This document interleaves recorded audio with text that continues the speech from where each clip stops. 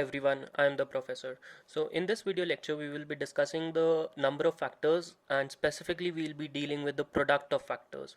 So let's take an example and I'll help you understand how we can calculate the product of factors. So let's take a number, let's say 72. Okay, and we'll write all the factors of 72. I'm not talking about prime factors here. I'll be writing all the factors that are available for 72, starting from 1 to 72 itself.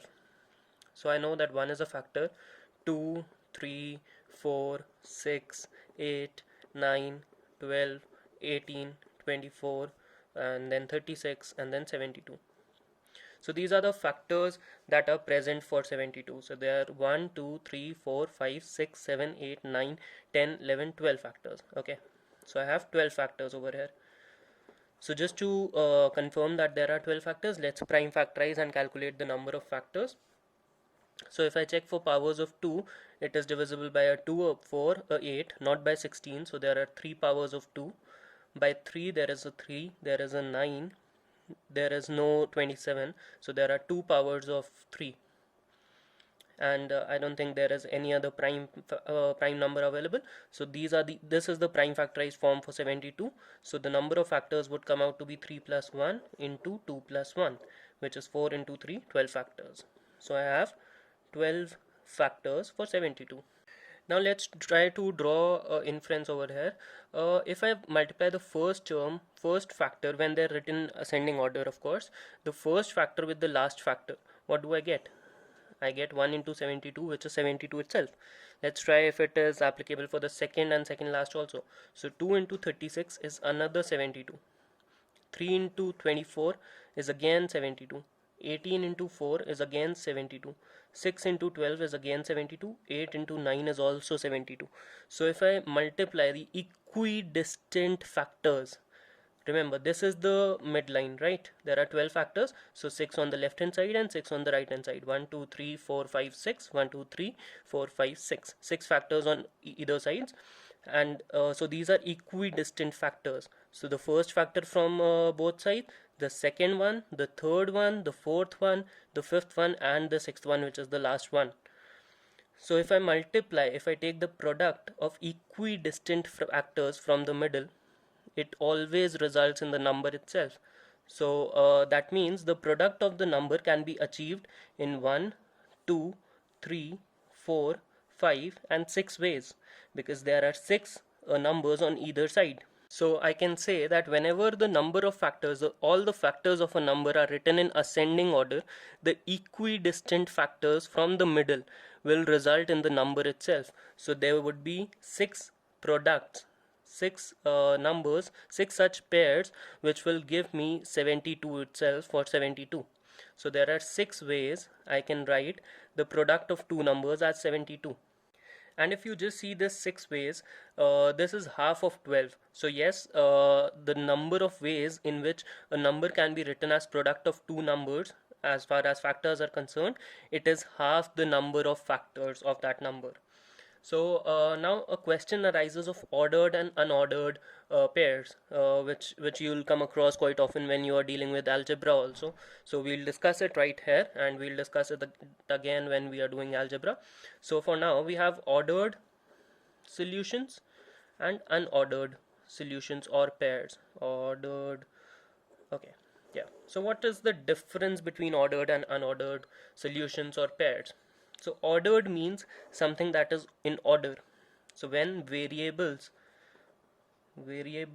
are mentioned in the question itself, it is known as ordered. Suppose it is given a into b will result in 72 for this example. So this is an ordered thing because a and b are distinct positive integers in this case. And when they are not mentioned, when the variables are not mentioned, variables are not mentioned. So that's the definition part of it. I'll make it more clear how to differentiate between ordered and unordered. So variables are not mentioned, then it is unordered. So if I say in how many ways can you write 72 as a product of two numbers, two distinct numbers or two factors, anything of that sort, then it is unordered because I have not allocated a to certain value and b to certain value. So if I just write the examples of ordered and unordered questions, ordered would sound something like number of solutions for a into b is equals to 72, where a and b are positive integers. Okay, a and b are, it's a different r. Okay, yeah. And in unordered it would sound like number of ways 72 can be written as a product of two numbers, product of two integers or numbers. Okay, yeah. So so what this ordered pair means, that if I write 1 into 72 and if I write 72 into 1, both are going to result in 72. So these are two distinct ways of writing a into b as 72, because in this case a would assume the value of 1, b would assume the value of 72. However, in the second case, a would be equal to 72 and b would become equal to 1. So these are distinct cases. Okay, so these are two distinct pairs. However, in this unordered case, these both say the same thing, because there is no variable assigned to each of the values, the first value and the second value. It doesn't matter which comes first as long as the product is the same. So there might be questions where the same answer of 6 ways will become 12 ways, and there would be questions where that 12 would become 6. So you need to be very careful and very vigilant about whether it is asking for ordered pair or unordered pair. So if I just write this 6 ways, the 6 ways in which 72 can be written as product of factors. So if I write this in formula terms, it would look like the product of factors can be written as half of number of factors if they are talking about unordered pairs. Okay, in case of unordered pairs, it would be half of the total number of factors. If it is ordered, then it would become twice, because a and b can be interchanged and they would be different solutions. So the product of factors can be given as half of number of factors. However, it is not really important to learn this kind of a formula, because you can straight away get yourself derived this formula whenever you can write the number of factors and just take out the product for a smaller number, and the same would be applicable for every number per se. Now, what is vital to understand over here is that 72 was a non-perfect square number. It was not a square, right? It is not a perfect square. So what happens when a number is such that it is a perfect square? Because we have already discussed that for every perfect square there have to be odd number of factors. Here the number of factors were even, so they were split equally in two sides. However, if they're odd, there would be one in the middle only. How to deal with those kind of questions? So let's take another example of a perfect square. I'll take 144 again. So it would also help you memorize and try to get it on your tips, the prime factorization form of 144. So it is 2 to the power 4 into 3 to the power 2. Now, if I check the number of factors, available for 144, it is 4 plus 1 into 2 plus 1. So this is 5 into 3, 15 factors are available for 144 in total. Now, what is the product? The number of ways in which 144 can be written as a product of two numbers. So, if I just write down all the factors of 144 quickly, so factors of 144 would be 1, 2, then 3, then 4, then 6, then I would have 8, I would have 12, I would have a 9 also, sorry, 9, then 12, then there would be 16, 15 won't be there because there is no 5 of course, so 16, then I would have 18, yes, 18. So after 18 I would have a 24, I would have 36, I would have a 48, then I would have 72, and then 144 because I've already reached half. So let me count if I've calculated all the factors or not. 1 2 3 4 5 6 7 8 9 10 11 12 13 14 15. So yeah, these are the 15 factors available for 144. So if I draw the midline, so I know that 144 is 12 square, so the line would come at 12 itself. So the number 12 would be the number on the line where I have divided this on two sides. That line would pass from 12 itself. So the product of numbers equidistant from 12 would result at 144. So there would be 172 into 2, that would be the second product, 3 into 48 the third one, 36 into 4, then 6 into 24, 8 into 18, and 16 into 9. So these are 7 ways, right?